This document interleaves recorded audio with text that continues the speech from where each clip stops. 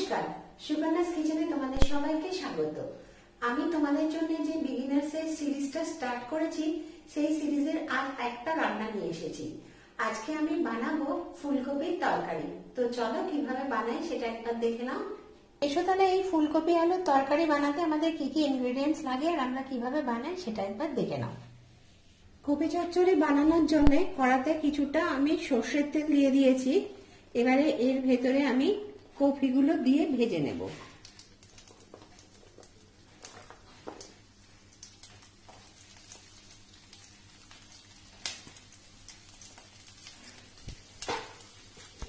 কপিটা ভাজার সময় একটু নুন দিয়ে দিচ্ছি এর ভেতর, দিয়ে তারপর এগুলো ভাজবো।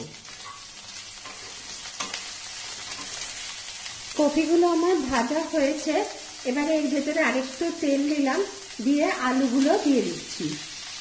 আলুগুলোর সাথে কড়াইশুঁটি দিয়ে দিলাম, আমি অল্প নুন দিয়ে দিচ্ছি, দিয়ে তারপর এগুলোকে একটু ভালো করে ভেজে নেব।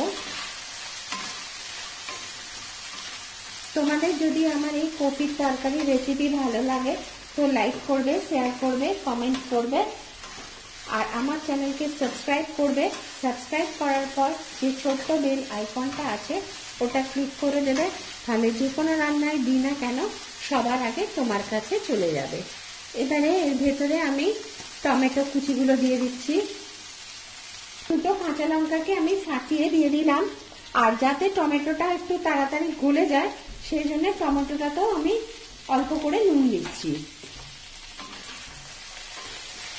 পুরো মশলাগুলো দিয়ে দিচ্ছি। প্রথমে একটু চিনি দিলাম, নুনটা দেব কিন্তু বুঝে, কারণ কপি ভাজার সময়, আলু ভাজার সময়, আবার টমেটোটার সময়ও নুন দিয়েছি, তাই একটু বুঝে নুন দিচ্ছি। যদি লাগে তখন আরেকবার টেস্ট দেখে দেব। নুন দিলাম, তার সাথে হলুদ গুঁড়ো দিচ্ছি আর লঙ্কা গুঁড়ো দিচ্ছি।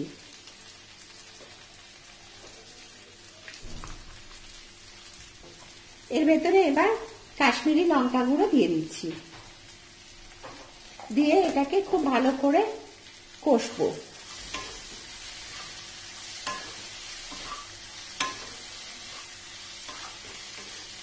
এবার এগুলো সেদ্ধ হওয়ার জন্য এর ভেতরে আমি একটু জল দিয়ে দিচ্ছি।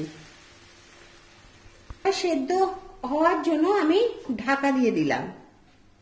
ঢাকা খুলে দেখে নেব যে কফি আলু এগুলো আমার সেদ্ধ হয়েছে কিনা।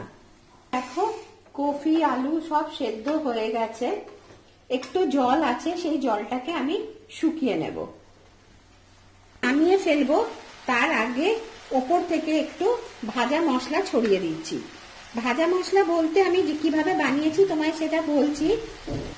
জিরে আর গোটা শুকনো লঙ্কা শুকনো খোলায় ভেজে নিয়ে সেটা মিক্সিতে গুঁড়ো করে নিয়েছি। দেখো এবার এটা আমার হয়ে গেছে, গ্যাসটা আমি অফ করে দিচ্ছি। ফুলকপি আলুর তরকারি আমার রেডি। গরম গরম পরিবেশন করো ভাত বা রুটির সাথে।